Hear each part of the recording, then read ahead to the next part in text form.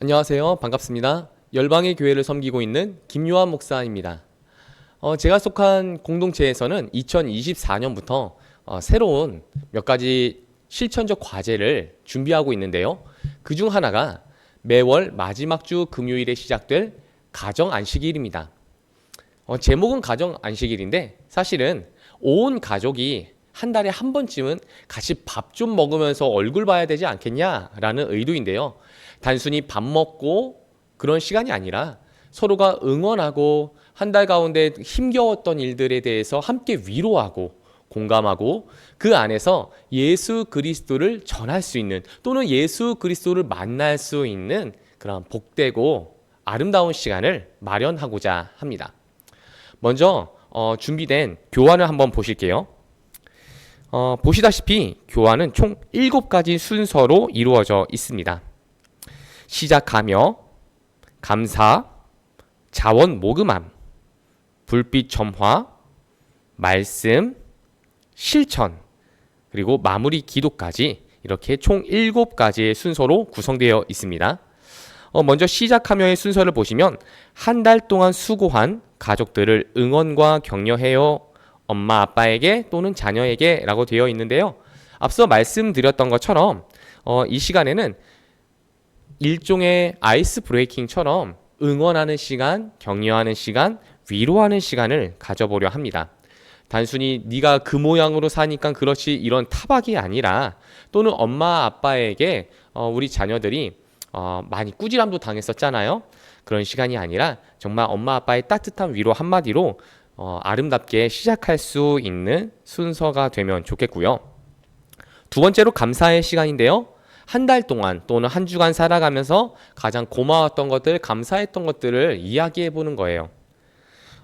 물론 하나님에 대한 올바른 믿음이나 예수 그리스도의 그 복음에 대한 지식이 없는 사람들 같으면 이제 뭐 하나님이 이렇게 하셨다 또는 뭐 내가 이렇게 응답을 받았다 이런 얘기하기가 굉장히 낯설고 어려울 수 있어요. 그래서 그냥 단순하게 내가 정말 뜻하지 않았는데 이러한 부분이 감사했어 라고 함께 이야기 나눌 수 있는 그런 감사의 시간 되면 좋겠습니다. 세 번째로는 자원 모금함 시간인데요. 이웃사랑을 실천하기 위한 자원 모금을 가정에서 한번 준비해 보면 좋겠습니다. 이것은 단순히 뭐 강요하거나 어떤 순서적으로 프로젝트 정도로 생각하지 마시고요. 이웃사랑, 그러니까 주변에 내가 어떤 이야기를 들었는데 주변에 어떤 사람이 일일이 아프다고 하더라. 그래서 우리 가족이 함께 조금 소소한 보탬을 주면 어떻겠니라는 그런 권유 안에서 자발적으로 이루어지는 모금 그리고 더 실천적으로 이루어지는 이웃사랑이 되어지기를 바랍니다. 1번부터 3번까지의 순서는 생략도 가능하고 수정도 가능하지만 이 4번의 순서는 여러분들께서 조금 의미 있게 다가가면 좋겠습니다. 바로 불빛 점화라는 건데요. 사실 이 가정 안식일이라는 것이 여러분들 아시겠지만 유대인들이 금요일마다 함께 하고 있는 하브루타라는 저녁 식사를 근거하고 있습니다. 물론 우리는 유대교는 아니죠. 그래서 우리가 유대교의 어떤 전통을 따르자라는 의도도 아닙니다. 하지만 좋은 것들은 또 우리가 함께 배워가야 하지 않을까요? 그래서 유대인들은 하브루타를 함께 할 때 그 저녁 식탁에 등을 2가지를 두고 있다고 하는데요. 그중 첫 번째 등의 이름이 기억하라라는 등과 두 번째 등의 이름은 지키라라는 등이 있다고 합니다. 그래서 하나님의 말씀을 낭독하기 전에 기억하라 그 하나님의 말씀을 그리고 지켜라 그 하나님의 말씀을 이라는 의미로서 우리가 뭐 LED 등도 괜찮고요. 뭐 촛불도 좋겠지만 개인적으로는 촛불이 좋을 것 같아요. 어린아이들이 있으면은 이제 LED 예쁜 등을 준비해 보시고 또 이제 성인들이 있으면 촛불을 준비하면 좋겠는데요. 이것은 여러분들께서 수련회나 어떤 캠프를 갔을 때 캠프파이어나 이런 시간들 가져 보셨잖아요. 불이 있으면은 그 주목하게 되어지고 집중도가 좀 높아진다고 합니다. 그래서 요즘에는 불멍이라는 시간들도 갖고 있잖아요. 그래서 그러한 의도로 함께 주변의 어떤 소란스러움을 조용하게 만들고 또 우리의 생각을 정리해서 집중할 수 있는 시간으로 한번 실천해 보면 좋겠습니다. 5번째 시간으로는 말씀인데요. 이것은 이제 교회에서 계속해서 매월 제공하려 준비하고 있습니다. 주로 신명기와 지혜 문헌으로 함께 여러분들과 나누려 하고 있는데요. 신명기 같은 경우에는 가나안 정복을 앞둔 다음 세대를 위한 모세의 고별 설교와 하나님 나라를 위한 그 하나님 백성으로서의 삶의 실천적 과제들이 많이 기록되어 있고요.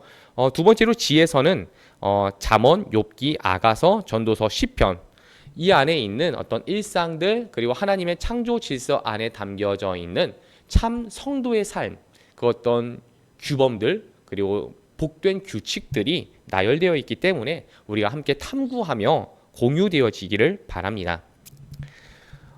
우리가 함께 1월에 나누어 보게 될 말씀은 아가서 2장 11절에서 15절의 말씀입니다. 함께 보겠습니다.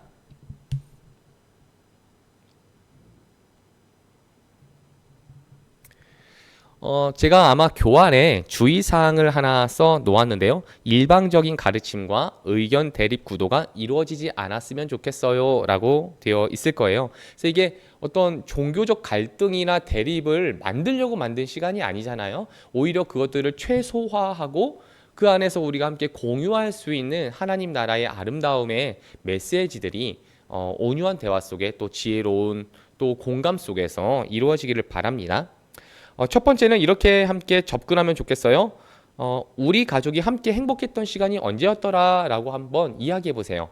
사진을 꺼내 놓아도 좋을 것 같고요. 어떤 기념품이 될 만한 여행을 갔었는데 기념할 수 있는 어떤 물건들이 있잖아요.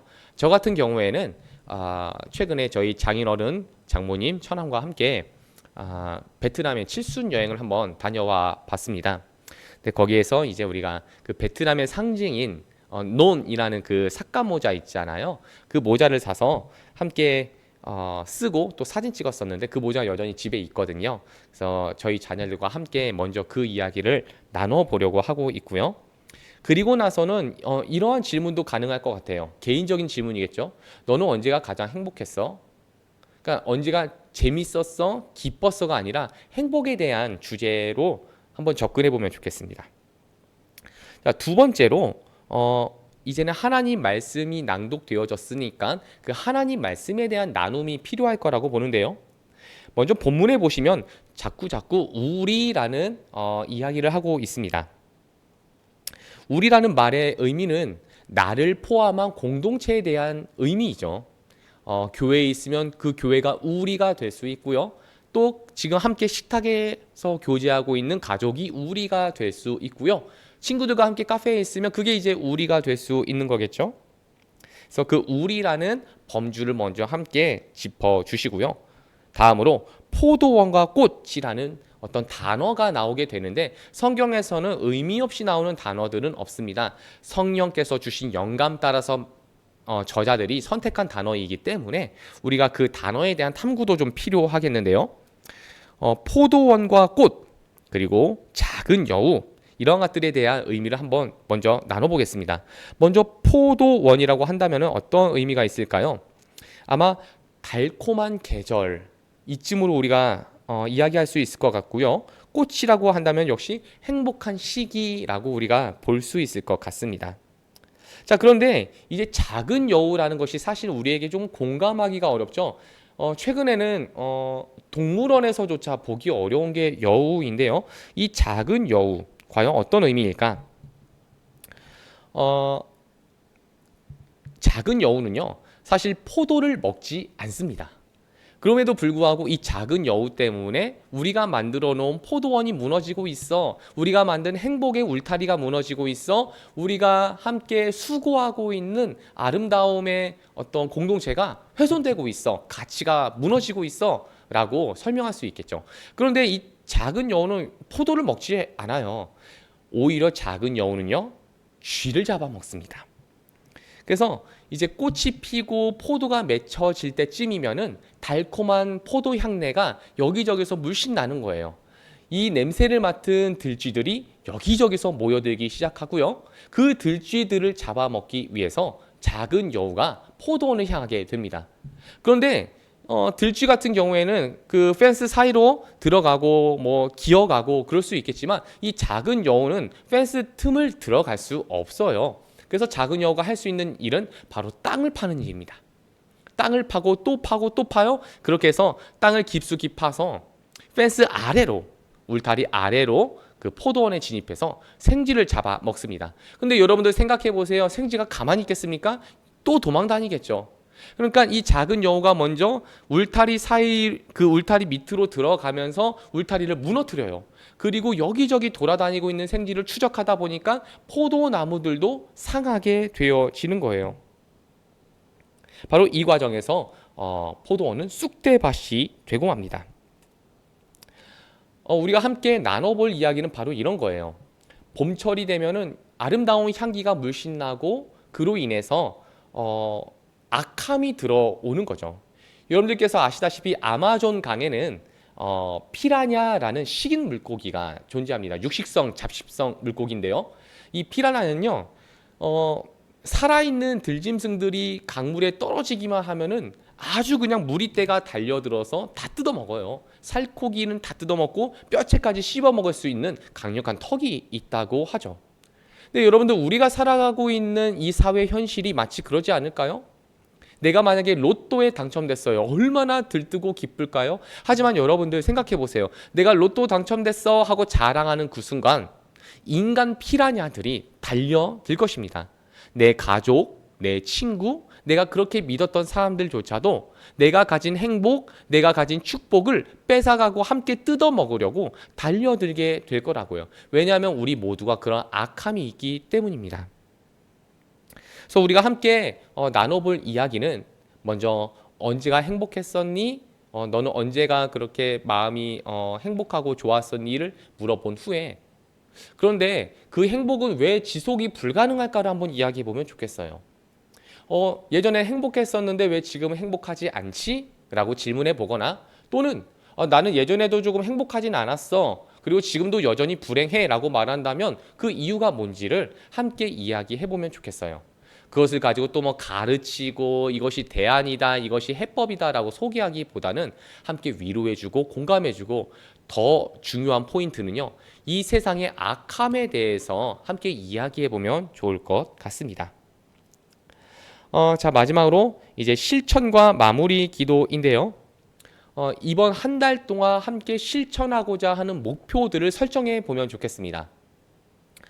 이웃사랑에 대한 모금도 좋겠고요. 더 중요한 것은 함께 나누었던 하나님 말씀 안에서 행복이라는 주제로, 그럼 나는 어떠한 부분에서 행복을 누렸으며 또 그 행복을 유지하기 위해서 지금 내가 어떻게 노력하고 있는지를 이야기해 보시고요.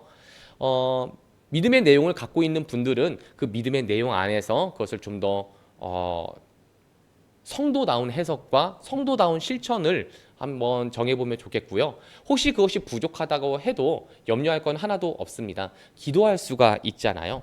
그래서 나는 어떻게 하면 행복할지 모르겠어 라고 말하는 대상자가 있다면 기도하자고 하면 돼요.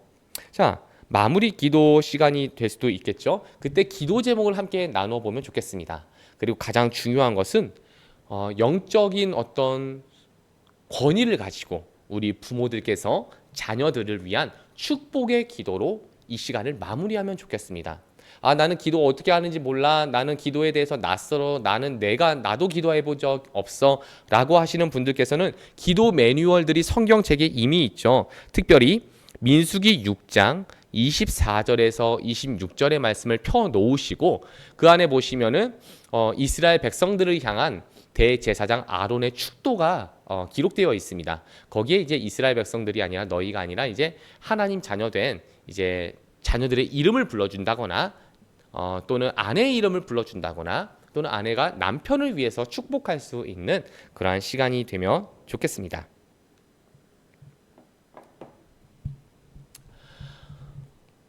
자, 이렇게 해서 우리 열방의 교회에서 2024년 새롭게 준비하고 있는 가정 안식일에 대해서 나누어 보았는데요.